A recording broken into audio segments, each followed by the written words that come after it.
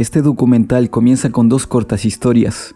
Un reconocido fotógrafo estaba dando su típico paseo nocturno a través de las calles de París, pasando por las grandes y muy concurridas avenidas. Unas cuantas manzanas más tarde, en esa fría noche, cayó al suelo paralizado, y a la vista de los cientos y cientos de parisienses que volvían a sus casas después del trabajo, que iban y venían de los restaurantes o los cafés de la zona, o simplemente turisteaban, parece ser que nadie pudo notarlo, porque pasaron las horas y las calles se vaciaron, pero el camarógrafo seguía allí, en la fría acera, invisibilizado por la multitud, víctima de la indiferencia de los transeúntes, solo hasta que a las 6 de la madrugada del día siguiente, un sin techo, un don nadie, fue el único que pudo notarlo, pero para cuando la ayuda llegó, ya no se podía hacer nada. Unas cuantas semanas después, se viraliza un video en el que un grupo de pobladores del estado de Veracruz, en México, estaban saqueando un tráiler que se volcó, mientras que el conductor agonizaba hasta la muerte. ¿Cómo perdimos nuestra humanidad? Una pregunta que presupone, y no sin evidencias, que nuestra humanidad, nuestra capacidad de conmovernos, ya sea por el dolor de otra persona o por el simple canto de un pájaro, se perdió. La vida es breve y el conocimiento interminable, y por eso, incluso este episodio visual es la simplificación de lo que ya estaba simplificado. Su servidor tuvo que optar entre una exposición breve o ninguna. Y algo muy similar pasa con quienes desean concentrar el poder. Es decir, quien quiera a toda costa gobernar la vasta complejidad humana, deberá torpemente simplificar su entendimiento del humano. A través de la historia, la producción se ha perfeccionado de tal modo que los costos se abarataron, pero a su vez se esfumó la necesidad de mantener y crear puestos de trabajo. Incluso a día de hoy se habla sobre el gran desacoplamiento, o dicho de otro modo, cómo el aumento de la producción perdió su relación con el aumento de los salarios. Las consecuencias de esto son claras. Una gran acumulación del capital en unos cuantos, que trajo consigo un considerable desbalance del poder. Por otra parte, en un mundo cada vez más complejo y con problemas aún más complejos, las recientes crisis, junto a la inseguridad y la agitación, traen consigo la necesidad del aumento del control por parte de las autoridades. Y quizás es por esto que las más terribles dictaduras surgieron en tiempos de incertidumbre. Así como ocurrió a inicios del siglo XX, cuando parecía que los malos tiempos habían terminado y que la tortura y la matanza y la esclavitud y la persecución de herejes eran cosas del pasado. Unos cuantos años después, la humanidad estaba cometiendo atrocidades a una escala jamás vista, bajo gobiernos opresores. Y a día de hoy existe una clara presión que nos lleva al excesivo control de los otros, que nos lleva a gobiernos cada vez menos democráticos. Y sin mencionar que la educación, ese componente tan importante para que una democracia funcione, se está perdiendo. Y no solo por los mecanismos de propaganda y la uniformidad, también por las grandes distracciones que aquejan al humano. El autor Aldous Huxley escribió que una sociedad en la que la mayoría pasa la mayor parte de su tiempo no en sus puestos, no aquí, ahora y en un futuro previsible, sino en otro sitio, en los ajenos otros mundos del deporte y de la ópera cómica, de la mitología y la fantasía metafísica, tendrá dificultades para hacer frente a las intrusiones de los dispuestos a manipularla y dominarla. Una sociedad que no puede tomar decisiones sabias por sí misma, que no comprende que debe ejercer su poder, lo cederá a quien sea que muestre un poco de carisma. Thomas Jefferson dijo, si una nación espera ser ignorante y libre, espera algo que nunca fue ni nunca será. La gente no puede sentirse segura sin información. Donde la prensa es libre y todos pueden leer, hay seguridad. Pero cada día nos encadenamos más y más al poder y a las decisiones ajenas. Teddy Roosevelt ya nos advirtió lo siguiente. Political bodies exist to secure responsible government and to execute the will of the people. Instead of instruments to promote the general welfare, they have become the tools of corrupt interests which use them impartially to serve their selfish purposes. Behind the ostensible government sits enthroned an invisible government, owing no allegiance and acknowledging no responsibility to the people. To destroy this invisible government, to dissolve the unholy alliance between corrupt business and corrupt politics, is the first task of the statesmanship of today.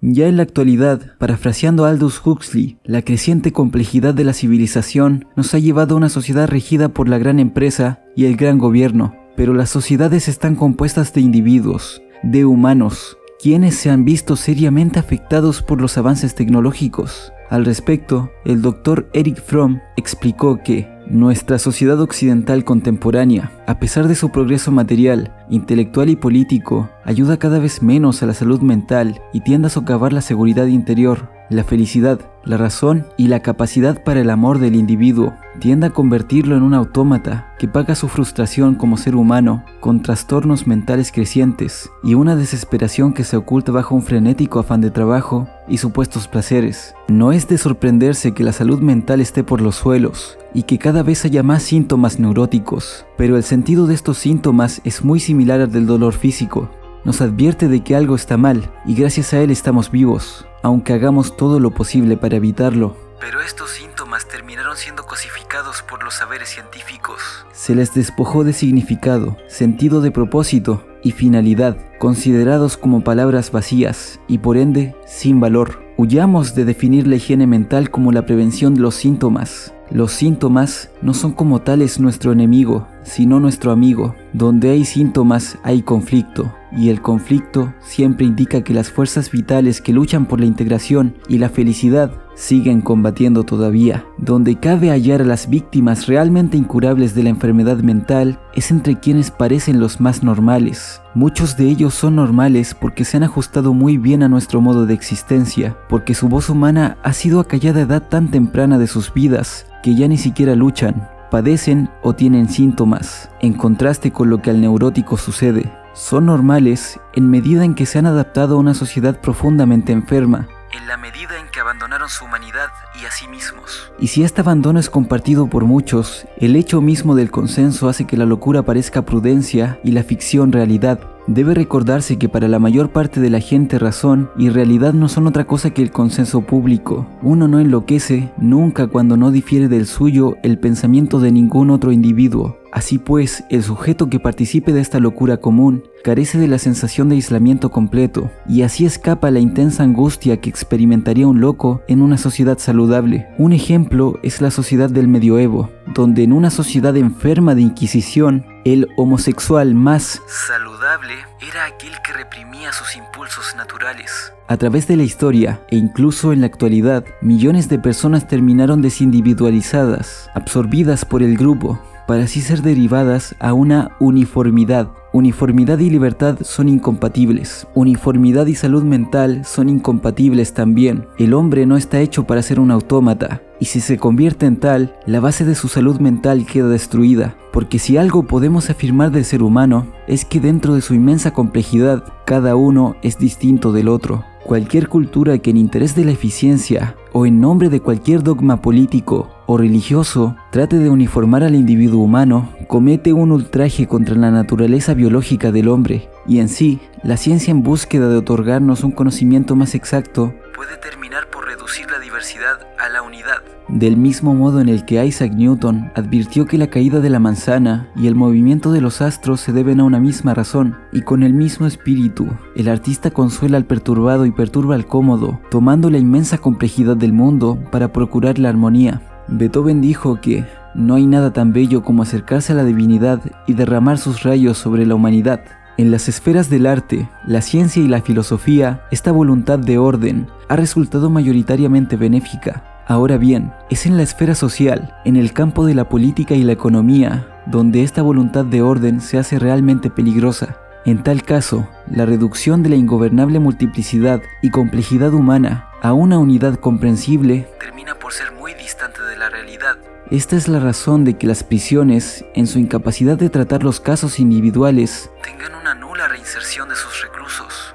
Y es por esto que, en política, el equivalente de la aplicación completa de una teoría científica o de un sistema filosófico es una dictadura totalitaria. Si se usa la ciencia para reducir al hombre a una sola unidad que pretendemos conocer, terminaremos con sistemas autoritarios. Sistemas que, por su dificultad para aplicarse a todas las personas, tendrán que ser aplicados por la fuerza, como si las masas tuvieran más importancia que sus partes. a tal punto de sacrificar las diferencias innatas entre cada uno en aras de la uniformidad cultural. Aunque claro, la organización es necesaria para la vida en sociedad, pero todo antídoto en exceso se convierte en vicio.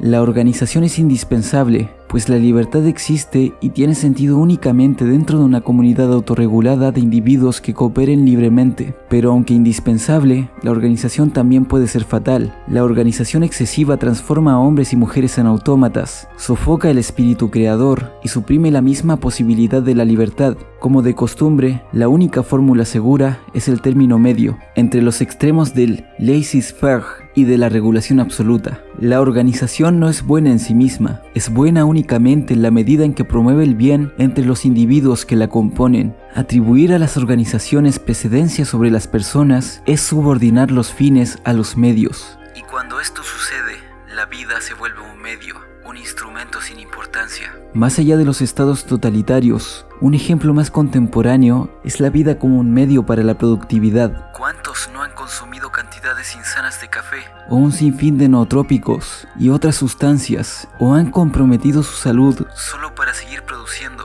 El filósofo contemporáneo Byung-Chul Han escribió que la sociedad de rendimiento, como sociedad activa, está convirtiéndose paulatinamente en una sociedad de dopaje. El dopaje, en cierto modo, hace posible un rendimiento sin rendimiento. Mientras tanto, incluso científicos serios argumentan que es prácticamente una irresponsabilidad no hacer uso de tales sustancias. Un cirujano que, con ayuda de nootrópicos, opere mucho más concentrado, cometerá menos errores y salvará más vidas. Incluso un uso general de drogas inteligentes, según ellos, no supone ningún problema. Solo hay que establecer cierta equidad, de manera que estén a disposición de todos. Sin embargo, la mera prohibición no impide la tendencia de que ahora, no solo el cuerpo, sino el ser humano en su conjunto, se convierta en una máquina de rendimiento. El dopaje solo es una consecuencia de este desarrollo, en el que la vitalidad misma, un fenómeno altamente complejo, se reduce a la mera función y al rendimiento. E incluso más allá del rendimiento. ¿Cuántos no han consumido sustancias psicoactivas solo para callar los síntomas neuróticos de una sociedad enferma? Huxley escribió que es manifiesto que un dictador podría, si lo deseara, utilizar estas drogas con fines políticos. Podría utilizar los tranquilizadores para calmar a los excitados, los estimulantes para despertar el entusiasmo en los indiferentes, y los alucinantes para que los desdichados apartaran la atención de sus propias miserias. Pero, ¿cómo conseguirá el dictador que sus gobernados tomen las píldoras que los harán pensar, sentir y obrar en la forma que él juzgue deseable? Según todas las probabilidades, bastará que él ponga las píldoras al alcance de la gente. Actualmente, el alcohol y el tabaco están a nuestro alcance, y la gente gasta en estos eufóricos, pseudoestimulantes y sedativos muy poco satisfactorios, más de lo que está dispuesta a gastar en la educación de sus hijos. Y a pesar de esto, el exceso de organización está haciéndose cada vez más y más evidente, día tras día. Desde hace decenas de décadas, este antídoto se transforma en vicio.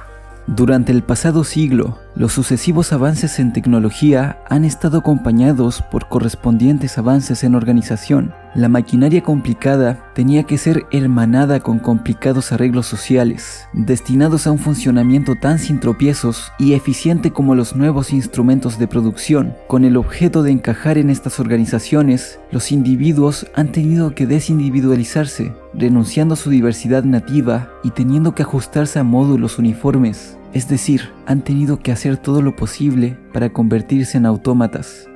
Tal parece ser que este exceso de organización crece en función de la complejidad de una sociedad y a su vez, a medida que se desarrolla, la industria atrae hacia las grandes ciudades a un número de personas siempre en aumento, y la vida urbana es una arista más de la pérdida de nuestra humanidad, donde la vida es anónima y se reduce a encarnaciones de funciones económicas, o si se tiene acceso al ocio, este se emplea en una búsqueda desmesurada de diversiones más que en la creación, el arte y el conocimiento. Es por esto que muchas veces los espacios de socialización más concurridos no son los parques, museos o centros de recreación, son los centros comerciales. Tan solo piénsese en la indiferencia para la vida que se manifiesta en nuestra proporción de accidentes de automóvil y cómo pareciera que las ciudades fueron creadas para el auto más que para las personas, para la producción más que para la vida.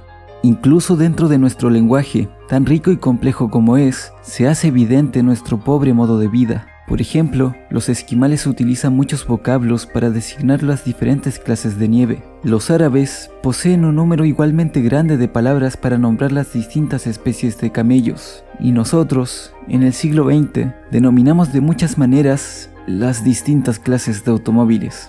Pero por otra parte, conocemos muy pocas palabras para designar una experiencia como el amor o la ternura. En esta esfera somos extremadamente pobres. Ni siquiera somos conscientes de las distintas clases de nieve que existen. Pero claro, la nieve es muy importante para los esquimales y por eso lo saben.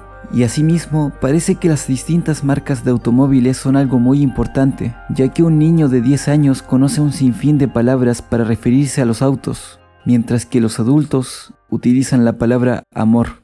Y ni siquiera es demasiado rebuscado suponer que el sujeto se puede sentir mucho más orgulloso y fascinado por dispositivos de destrucción masiva que asustado y deprimido por la posibilidad de tal destrucción en masa. Y es que en una civilización cada vez más mecanizada, el humano se convierte en un objeto, en una pieza, en un engranaje lleno de impotencia, de indiferencia para la vida, sino de odio contra ella. Todos los procesos, sentimientos y pensamientos de vida se transforman en cosas. La memoria y no la experiencia, tener y no ser, es lo que cuenta. Como si solo nos pudiéramos relacionar con un objeto, una flor o una persona únicamente si le poseemos. Por eso encontramos la paradójica reacción de que más bien perdería la vida que la posesión, aun cuando al perder la vida, el que posee deja de existir, ama el control y en el acto de controlar mata la vida. Se siente profundamente temeroso ante la vida, porque su misma naturaleza es desordenada e incontrolable. Está orientado esencialmente hacia el pasado, no hacia el futuro, que odia y teme. Con esto se relaciona su anhelo de certidumbre o seguridad,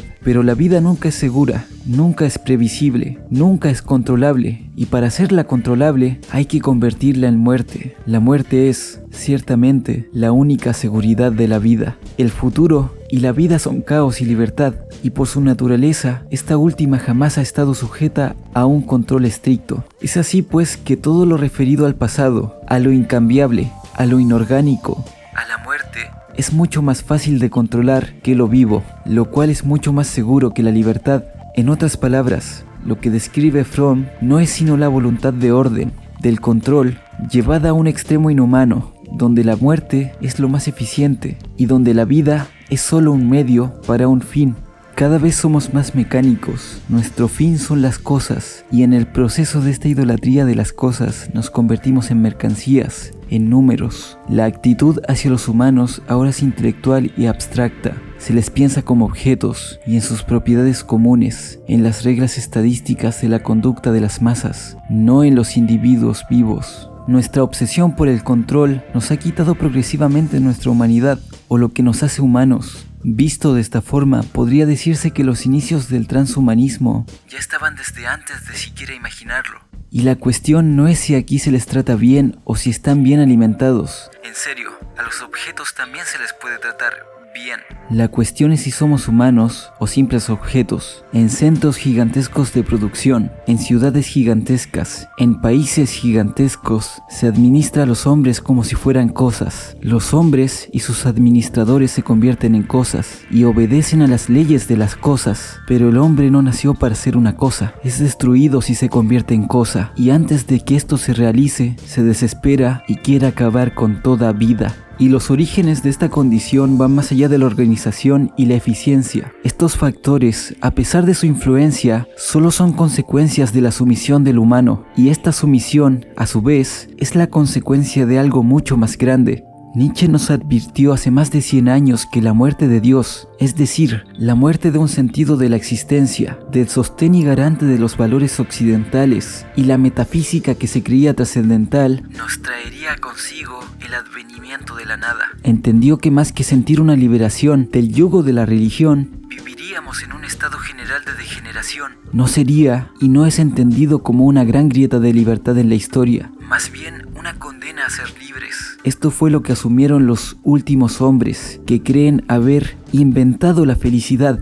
y que por tanto solo buscarán la comodidad y la seguridad. En palabras de Fromm, si no hay nada ni nadie en quien creer, si la fe en la bondad y la justicia no fue más que una ilusión disparatada. Si la vida la gobierna el diablo y no Dios, entonces realmente la vida se hace odiosa. Ya no puede uno sentir el dolor del desengaño. El creyente y amante de la vida, desengañado, se convertirá en un cínico y un destructor. Esta destructividad es la destructividad de la desesperación. El desengaño de la vida condujo al odio a la vida. Como si las bases de nuestra civilización fueran una farsa que termina destruyendo nuestra humanidad, lo que irónicamente es una situación muy parecida a la que se vivía durante el medioevo, donde la pertenencia a un gremio, unas tierras señoriales o una aldea protegía al hombre medieval durante toda su vida y le procuraba paz y serenidad. ¿Lo protegía de qué?, podríamos preguntar nosotros. Desde luego, no del despreocupado maltrato a manos de sus superiores. Y junto a toda esa paz y serenidad, hubo a través de toda la Edad Media una enorme cantidad de frustración crónica, una infelicidad aguda y un apasionado resentimiento contra el rígido sistema jerárquico que no permitía ningún movimiento vertical por la escala social y que, para aquellos ligados a la tierra, permitía muy poco movimiento horizontal en el espacio. La creciente complejidad de la civilización nos está empujando a una situación bastante similar, pero más peligrosa, inescapable, invisible. Solo el tiempo nos dirá si un segundo renacimiento será posible, pero quizás en las más eficientes dictaduras del mañana no estaremos sometidos en base a la violencia como en los siglos pasados. Más bien seremos gobernados de modo indoloro por una inmensidad de brillantes ingenieros sociales. Seguiremos siendo regulados por el castigo como en el pasado y en medida cada vez mayor por los más efectivos métodos de recompensa y manipulación científica. Huxley, refiriéndose al mundo distópico de su obra más famosa, Un mundo feliz, en una comparación con la obra de George Orwell, 1984, nos advirtió que la finalidad primera de los gobernantes es evitar a cualquier costo que los gobernados provoquen conflictos. Logran esto legalizando, entre otros métodos, cierto grado de libertad sexual, hecha posible por la abolición de la familia, que garantiza prácticamente a los ciudadanos del mundo nuevo contra cualquier forma de tensión emocional destructiva o creadora. En 1984 se satisface el ansia de poder infligiendo daño, en Un mundo feliz, infligiendo un placer apenas menos humillante. En comparación a la realidad, los placebos no solo se limitan a las relaciones de una noche, en sí pueden serlo todas las formas de placer que distraigan y mermen progresivamente la capacidad de atención del sujeto. Drogas, productos, experiencias, series, videos de TikTok o esta misma red social. Pero claro, esto a niveles tan excesivos que no permitan al sujeto pensar por sí mismo, a manifestar las grandes virtudes humanas como la curiosidad y la creatividad. Este documental no busca satanizar al ocio, ni mucho menos. Es más, este último ha impulsado los grandes cambios de paradigma más de una vez. Un servidor solo busca dar a entender que, en relación con la propaganda, los antiguos abogados de la instrucción universal y la prensa libre preveían únicamente dos posibilidades. La propaganda podía ser cierta o podía ser falsa. No previeron lo que en realidad ha sucedido, sobre todo en nuestras democracias capitalistas occidentales, el desarrollo de una vasta industria de comunicaciones en masa, interesadas principalmente no en lo cierto ni en lo falso, sino en lo irreal, en lo más o menos totalmente fuera de lugar. En pocas palabras, no tuvieron en cuenta el casi infinito apetito de distracciones que tiene el hombre. Jamás estuvimos tan distraídos, y estar distraídos es estar más vulnerables a ser manipulados. De este modo, la política termina adoptando los mismos métodos que usan las empresas para vender sus productos. Por otra parte, el poder de los métodos de comunicación y por tanto el de la opinión pública termina por concentrarse en las manos de unas cuantas entidades. En un mundo de producción en masa y distribución en masa, el hombre modesto, con su insuficiente capital, está en seria desventaja. Hace solo 50 años, todo país democrático podía jactarse de un gran número de pequeños diarios y de pequeños periódicos locales. Miles de periodistas expresaban miles de opiniones independientes. En un sitio u otro, casi todo el mundo podía conseguir que la imprimieran poco menos que cualquier cosa. Actualmente, la prensa sigue siendo legalmente libre, pero los pequeños diarios casi han desaparecido, algo que ya se analizó con más profundidad en otro documental de este canal, en el que, después de mucha discusión, debate e investigación, la palabra del año 2016 del diccionario de Oxford es posverdad. La posverdad es un adjetivo que denota circunstancias en que los hechos objetivos influyen menos en la formación de la opinión pública que los llamamientos a la emoción y a la creencia personal. Según Huxley, Hitler parte desde un juicio de valoración, donde las masas, o la uniformidad que mencionamos al principio, son merecedoras de un desprecio absoluto, son incapaces de todo pensamiento abstracto y se desinteresan de cuanto esté fuera del círculo de su experiencia inmediata. La fuerza impulsora que ha provocado las más tremendas revoluciones en el mundo nunca ha sido un cuerpo de doctrina científica que haya conquistado las masas, sino invariablemente una devoción que las ha inspirado y con frecuencia una especie de histeria que las ha arrastrado a la acción. Creer que sabes es la enfermedad, y para Huxley, la masa es la que cree que sabe, pues es manipulable, torpe y simple. El individuo no. Y las masas son un perfecto placebo para que el sujeto no pueda cuestionar a una sociedad que ve al humano como una herramienta, pues para quienes son pobres económica y culturalmente, el orgullo narcisista de pertenecer al grupo es la única fuente de satisfacción y frecuentemente muy eficaz. El individuo de ese grupo atrasado siente: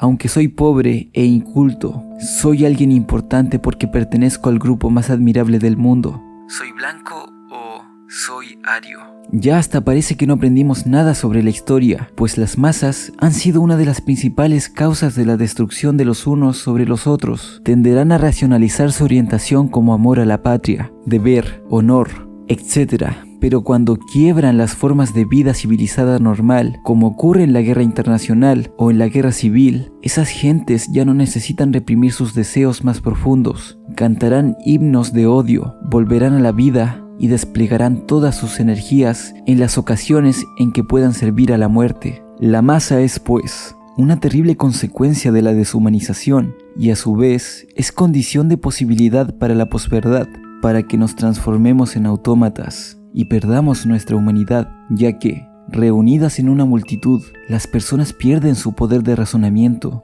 y su capacidad de opción moral, se hacen más sugestionables, hasta el punto de que dejan de pensar o querer por propia cuenta, y no importa cuánta resistencia presente el sujeto, este podrá ser adoctrinado si se usan con él los métodos adecuados. Y vaya que hay muchos. Por ejemplo, una persona es más sugestionable durante la noche. Mientras está cansada, su voluntad es débil. Lo mismo pasa ante el miedo, el cansancio, la enfermedad y el sinsentido. La mayoría de los hombres llegan a su límite después de más o menos unos 30 días de continua tensión en las condiciones del combate moderno. Los que son más impresionables que el promedio sucumben en solo 15 días. Los más duros que el promedio pueden resistir unos 45 y hasta 50 días. Fuertes o débiles, todos acaban derrumbándose a la larga. Todos, es decir, todos aquellos inicialmente sanos, porque de modo bastante irónico, los únicos que pueden resistir indefinidamente la tensión de la guerra moderna son los psicopáticos. La locura individual es inmune a todas las consecuencias de la locura colectiva. Más allá de citar ejemplos y ejemplos de cómo podemos ser sometidos y adiestrados para funcionar como autómatas, se puede percibir cómo la estandarización está destruyendo poco a poco nuestra humanidad. Los ideales de la democracia y libertad se ven ante el hecho brutal de la impresionabilidad humana. Una quinta parte del cuerpo electoral puede ser hipnotizada casi en un abrir y cerrar de ojos. Una séptima parte puede sentirse aliviada del dolor con inyecciones de agua. Una cuarta parte reaccionará pronta y entusiastamente ante la hipnopedia. Y a todas estas minorías excesivamente cooperadoras hay que añadir las mayorías de iniciación más lenta, cuya menor impresionabilidad puede ser explotada efectivamente por cualquiera que sepa lo que tiene entre manos y esté dispuesto a tomarse el tiempo y el trabajo necesarios. Todo indica que el sujeto está siendo y será sometido por las masas, a pesar de que el simple hecho de que todos seamos únicos pone a la libertad como un gran bien y a la tolerancia una gran virtud y a la uniformidad una gran desdicha. Como si el entorno lo fuera todo para constituir al sujeto, todo. En pocas palabras, los dramas de Shakespeare no fueron escritos por Shakespeare, ni siquiera por Bacon o el conde de Oxford. Fueron escritos por la Inglaterra isabelina. Tratar de obtener certezas del comportamiento humano de cada sujeto con sus peculiaridades, su temperamento, su entorno inmediato, su percepción de la realidad y el tiempo, es como una ciencia del movimiento en abstracto, necesaria pero inadecuada adecuada para los hechos en sí misma. Consideremos una libélula, un cohete y una ola rompiéndose. Los tres son ilustraciones de las mismas leyes fundamentales del movimiento, pero cada uno de ellos ilustra estas leyes de un modo distinto, y las diferencias son importantes, por lo menos tanto como las identidades. Y vaya que existen identidades en constante cambio dentro de cada uno de nosotros. Y a pesar de esto, aún seguimos forzando al sujeto a ser un autómata, como si la historia no nos hubiera mostrado que una concepción errónea del humano, es decir, la raza,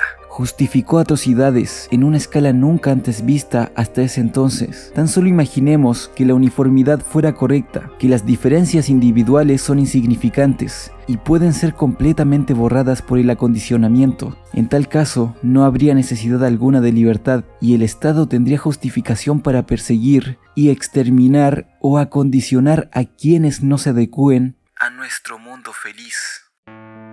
Pero en tanto la lucha sea dentro de nuestras mentes, aún podemos oponer resistencia. En su propaganda antirracional, los enemigos de la libertad previenen sistemáticamente los recursos del lenguaje con el objeto de atraer o empujar a sus víctimas hacia el modo de pensar, sentir y obrar que ellos, los manipuladores de la mente, desean. Una educación para la libertad y para el amor y la inteligencia que son, a un mismo tiempo, las condiciones y los resultados de la libertad, debe ser, entre otras cosas, una educación en el uso propio del lenguaje. Pero parece ser que estudiar las falacias y las mentiras sobre las que se construye la escena política y social no es del agrado de quienes ostentan el poder. Esta educación en el arte de distinguir entre el uso propio y el uso impropio de los símbolos debería ser inaugurada inmediatamente. En verdad, pudo haber sido inaugurada en cualquier momento de los últimos 30 o 40 años. Sin embargo, en ningún sitio se enseña a los niños,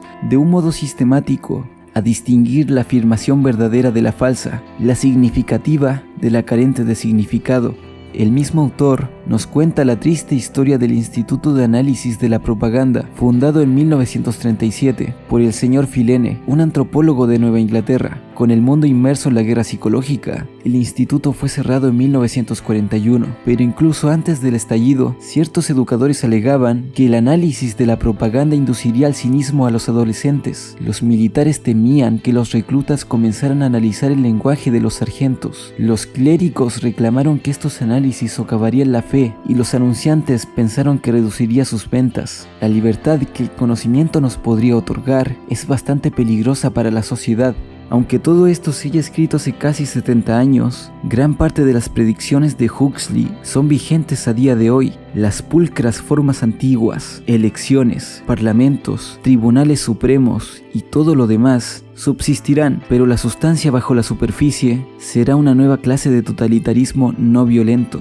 Todos los hombres tradicionales y todos los santificados lemas seguirán siendo exactamente lo que eran en los buenos tiempos de antaño. La democracia y la libertad serán el tema de todas las emisiones radiales y de todos los artículos editoriales. Entre tanto, la oligarquía gobernante y su muy preparado selecto grupo de soldados, policías, fabricantes de ideas y manipuladores de la mente gobernarán tranquilamente el conjunto como les plazca. Pero debemos admitir que estos educadores, militares, clérigos y anunciantes tenían razón. El orden social depende de la aceptación sin mucho cuestionamiento, aunque haya víctimas de por medio. Fromm escribió que, realmente, quien tiene una convicción bastante fuerte para resistir la oposición de la multitud es la excepción y no la regla, excepción con frecuencia admirada siglos más tarde y de la que, por lo general, se burlaron sus contemporáneos. Y a día de hoy, ¿cuántos no gastarán una energía tremenda simplemente para parecer normales? Pero Huxley nos da una pequeña esperanza.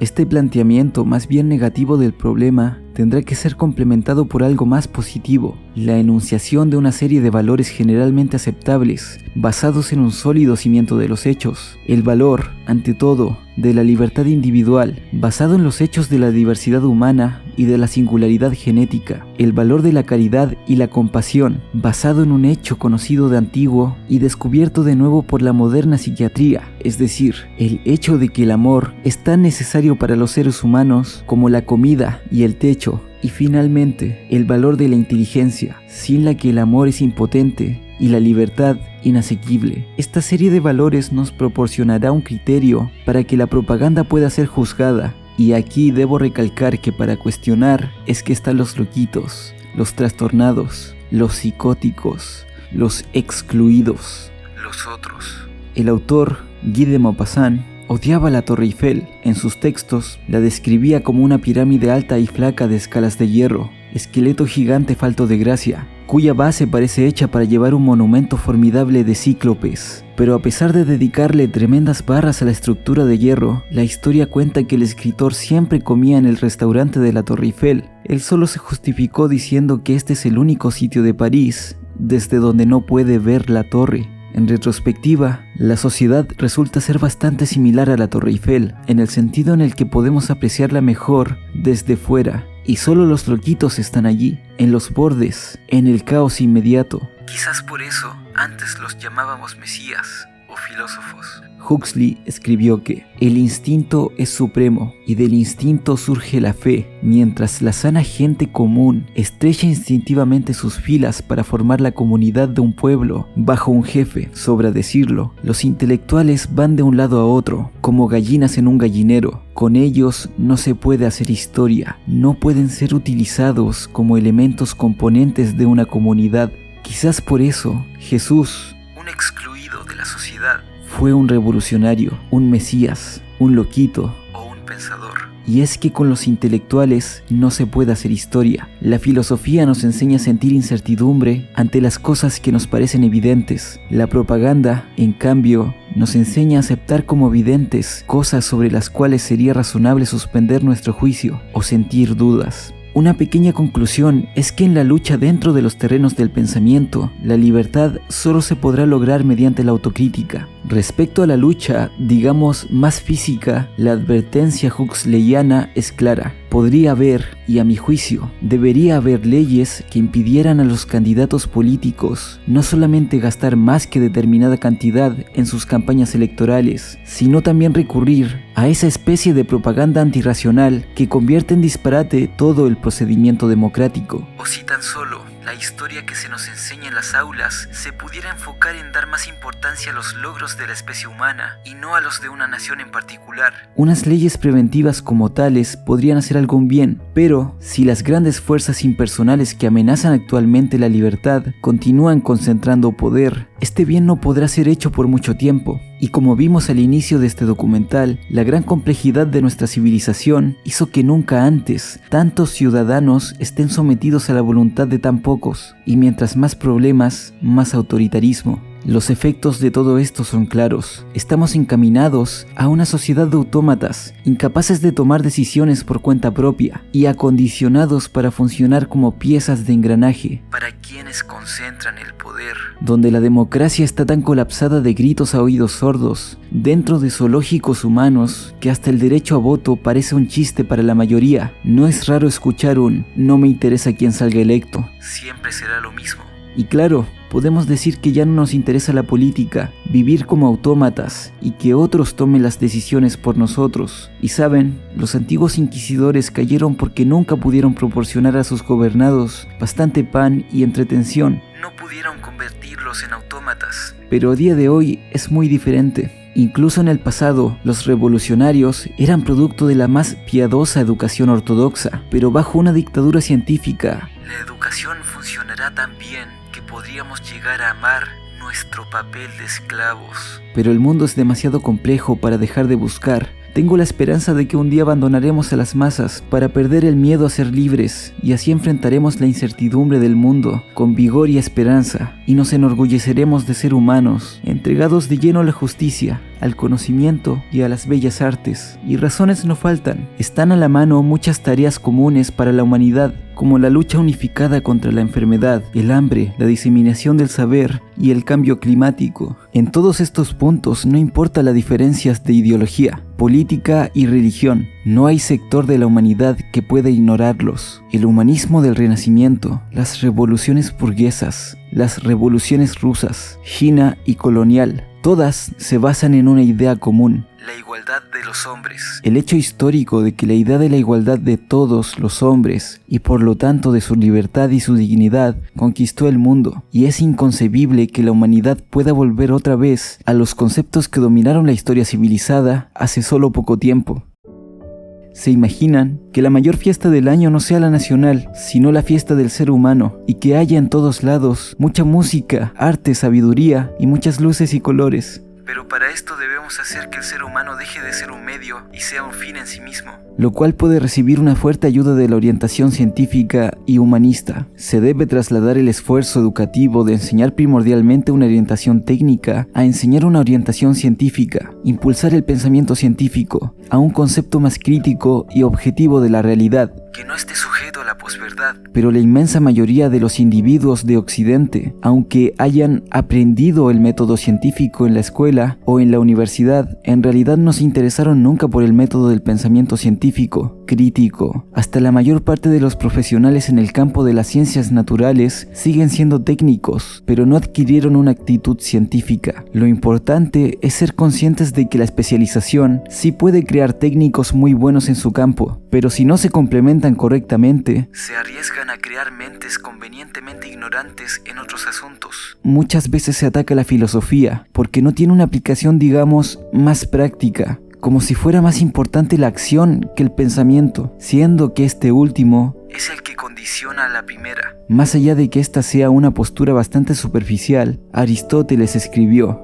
que no se trata de una ciencia productiva es evidente ya desde los primeros que filosofaron, de suerte que, si filosofaron para huir de la ignorancia, es claro que buscaban el saber en vista del conocimiento, y no por alguna utilidad, y así lo atestigua lo ocurrido, pues esta disciplina comenzó a buscarse cuando ya existían casi todas las cosas necesarias y las relativas al descanso y al ornato de la vida. Es, pues, evidente que no la buscamos por ninguna utilidad, sino que, así como llamamos hombre libre al que es para sí mismo y no para otro, así consideramos a esta como la única ciencia libre, pues esta sola es para sí misma. Y a día de hoy es necesario detener todo y pararse a pensar por la simple razón de hacerlo, de seguir pensando. Porque la carrera entre la educación y el desastre, entre el ser humano y el ser autómata, es una lucha contra el tiempo. Pues todo pájaro que aprenda a organizarse una buena vida sin necesidad de usar sus alas, pronto renunciará al privilegio del vuelo y permanecerá por siempre en tierra. Pero pocos pájaros podrían realmente vivir así, y algo muy similar pasa con el humano. El hombre trasciende toda la vida de otro, porque es, por vez primera, consciente de la vida de sí mismo. El hombre está en la naturaleza, sometido a sus dictados y accidentes, pero trasciende la naturaleza porque carece de la ignorancia o inconsciencia que hace del animal una parte de la naturaleza, como uno con ella. El hombre se encuentra ante el espantoso conflicto de ser prisionero de la naturaleza, pero libre en sus pensamientos, de ser una parte de la naturaleza y ser, sin embargo, una rareza de la naturaleza, por así decirlo, de no estar aquí ni allí. El conocimiento que el hombre tiene de sí mismo lo hizo un extraño en el mundo, aislado, solitario y amedrentado. Una alternativa a la carga de la experiencia humana está en la misma dirección, es decir, la experiencia y filosofía humanista, en el sentido en que cada individuo lleva en sí a toda la humanidad, que la condición humana es una y la misma para todos, que nada es ajeno, que yo soy tú, y que un ser humano puede comprender al otro porque ambos participan en los mismos procesos de la existencia humana. John Dewey decía que un renacimiento de la fe en la naturaleza humana común, en sus posibilidades en general y en su poder de atenerse a la razón y a la verdad en particular, es un baluarte más seguro contra el totalitarismo que una demostración de éxito material o una acendrada devoción a tal o cual forma legal o política. Solo así podremos encaminar todas nuestras virtudes a un bien mayor que al de una sociedad de autómatas. Una emoción violenta, como lo saben todos los actores y dramaturgos, es contagiosa en sumo grado. En las esferas de la política y la teología, la belleza es perfectamente compatible con la insensatez y la tiranía, lo que es una gran suerte, pues si la belleza fuera incompatible con la insensatez y la tiranía, habría muy poco arte en el mundo. Las obras maestras de la pintura, la escultura y la arquitectura han sido producto de la propaganda religiosa o política. Se han hecho a la mayor gloria de un dios, o un gobierno, o un sacerdocio. Al transcurrir, el tiempo separa el buen arte de la mala metafísica. Seremos capaces de hacer esta separación, no después de los sucesos, sino mientras estén ocurriendo. De eso se trata. Se trata de encontrar una armonía por el pleno desarrollo de todas las fuerzas humanas, de toda la humanidad dentro de cada uno. Algo que ya hemos expresado incontables veces si tenemos en cuenta que es la enseñanza esencial de varias religiones. Por ejemplo, en el Antiguo Testamento la simple frase de «ama a tu prójimo como a ti mismo» nos lleva del aislamiento hasta el punto en el que el vecino es tan importante como uno mismo. Pero el Antiguo Testamento va mucho más allá, cuando nos dice «al extranjero no maltratarás ni oprimirás, porque extranjeros fuisteis vosotros en la tierra de Egipto». Así, pidiendo amor para el extraño. El extraño es precisamente el individuo que no forma parte de mi clan, de mi familia, de mi nación, al cual estoy narcisistamente unido. No es nada más que humano,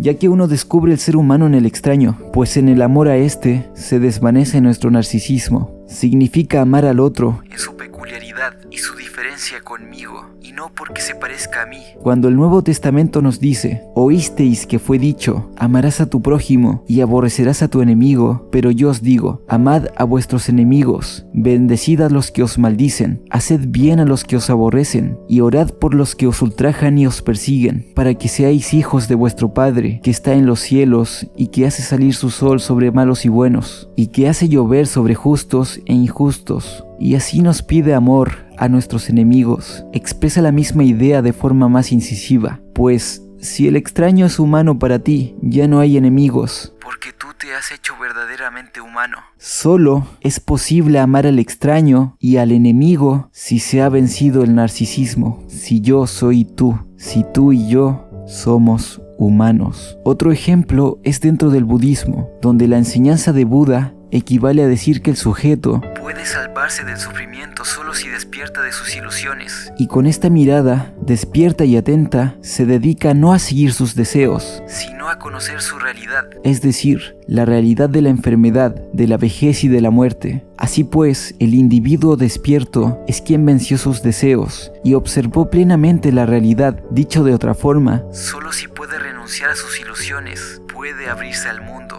y relacionarse real y plenamente con él. Pero a pesar de todo, lamentablemente, cuando el cristianismo y el islamismo, 500.000 años más tarde respectivamente, llevaron la misma idea a Europa y a los países del Mediterráneo, gran parte del mundo aprendió el nuevo mensaje. Pero tan pronto como el hombre oyó el mensaje, empezó a falsificarlo. En vez de hacerse el mismo plenamente humano, convirtió a Dios y a los dogmas como manifestaciones de la nueva meta, sustituyendo así con una figura o una palabra la realidad de su propia experiencia. Un grandísimo error que a Occidente le costó 1000 años de una atrasadora inquisición. Y quizás, gracias a que este mensaje unificador y humano se corrompió, a día de hoy seguimos divididos entre nosotros y ellos. Las persecuciones y las guerras religiosas que culminaron en la desastrosa guerra de los 30 años fueron para el desarrollo humanista un golpe del cual aún no se recuperó Europa, volviendo al odio religioso de los siglos XVI y XVII. Son manifiestas sus irracionalidades. Los dos lados hablaban en el nombre de Dios, de Cristo, del amor, y solo diferían en puntos que, comparados con los principios generales, eran de importancia secundaria, pero se odiaban. Y cada uno de ellos estaba apasionadamente convencido de que la humanidad terminaba en las fronteras de su fe religiosa. La esencia de esta sobreestimación de la posición propia y del odio a todo el que disentía es el narcisismo. Nosotros somos admirables, ellos son despreciables, nosotros somos buenos, ellos son los malos. Toda crítica de la doctrina propia es un ataque malvado e insoportable. La crítica de la posición del otro es un bien intencionado intento de ayudarlo a volver a la verdad. El punto es que estamos ante dos posibles opciones, entre la humanidad y la eficiencia, entre la libertad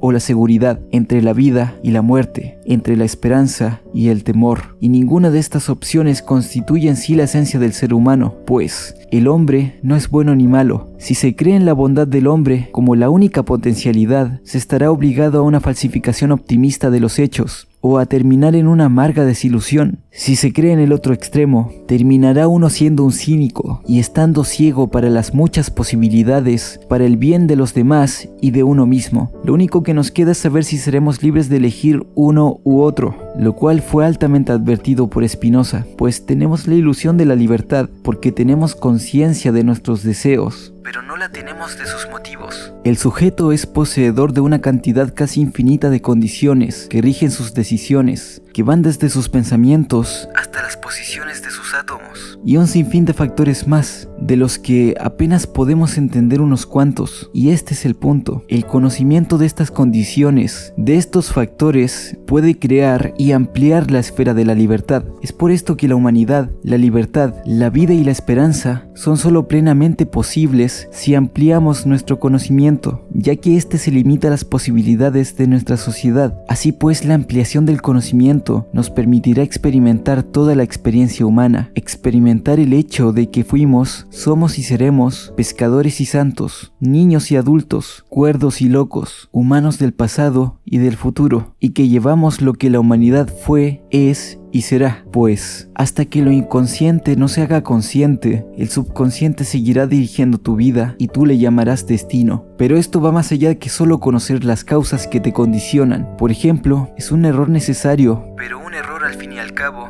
usar la palabra responsabilidad, que se usa mayoritariamente para denotar que soy punible o acusable. Y más allá del castigo, esta responsabilidad solo significa sé lo que hice, y en cuanto mi acción se siente como pecado o culpa, se hace ajena, pues no soy yo quien hizo eso, sino el pecador, el malvado o esa otra persona. Esto no es más que una racionalización de los sentimientos. Supongamos que el sujeto adicto al tabaco tomó la decisión de dejar de fumar. Todo irá bien hasta el tercer día, donde empezará a creer que tampoco puede ser tan malo y que vale la pena seguir fumando, a pesar de la decisión que tomó, pues los pensamientos conscientes pueden no ser más que racionalizaciones del sentimiento de que no ganaría la batalla, aunque lo intentase, de donde puede preferir simular que no hay batalla que ganar. El problema de la elección es una dicotomía entre la razón y las pasiones irracionales. Es por esto que la libertad no es otra cosa que la capacidad para seguir la voz de la razón, de la salud,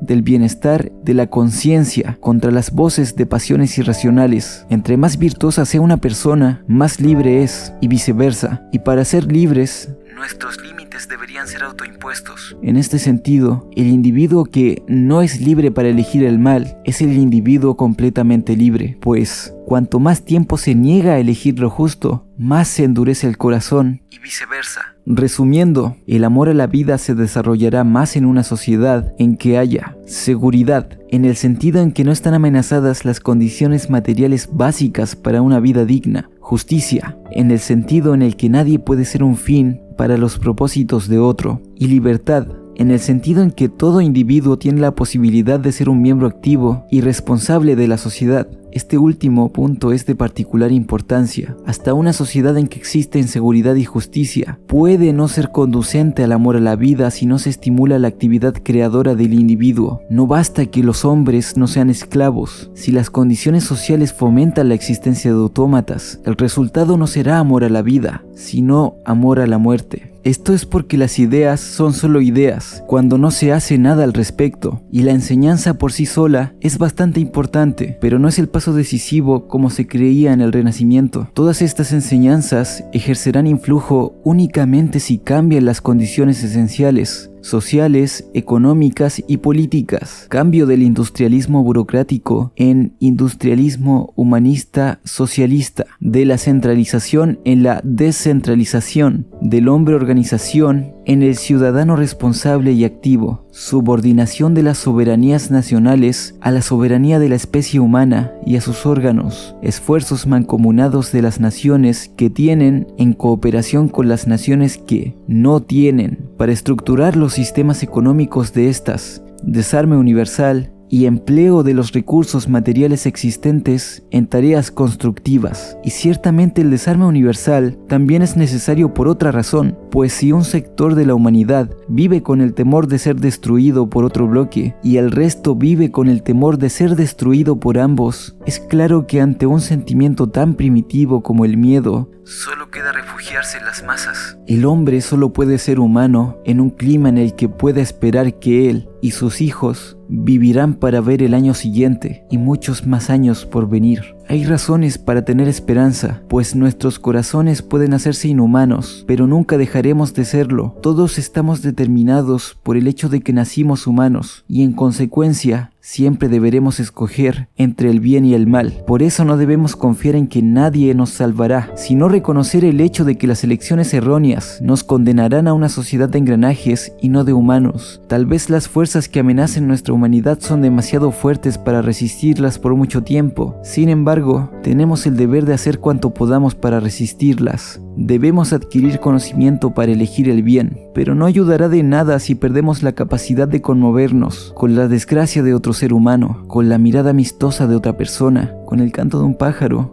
o el verdor del césped. Si nos hacemos indiferentes a la vida, no podremos escoger el bien y nuestra humanidad se habrá perdido.